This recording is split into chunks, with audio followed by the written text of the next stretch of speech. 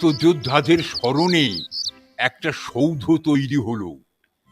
এখন ওই গ্রামের সবাই একটা বিশেষ দিনেই ওই সৌধতে ফুল মালা দিয়ে সাজিয়ে দেয়, আর সারা দিন তারা খুব আনন্দ করে কাটায়।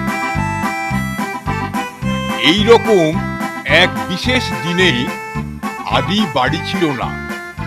গ্রামে ফিরতে ফিরতে অনেক রাত হয়ে গেল। সৌধের উপর দেখল সুন্দর করে ফুল মালা দিয়ে সাজানো।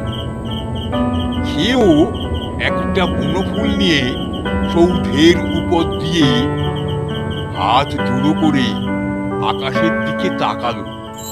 তার মনে হলো অসংখ্য তারার মধ্য থেকে তার পূর্বপুরুষরা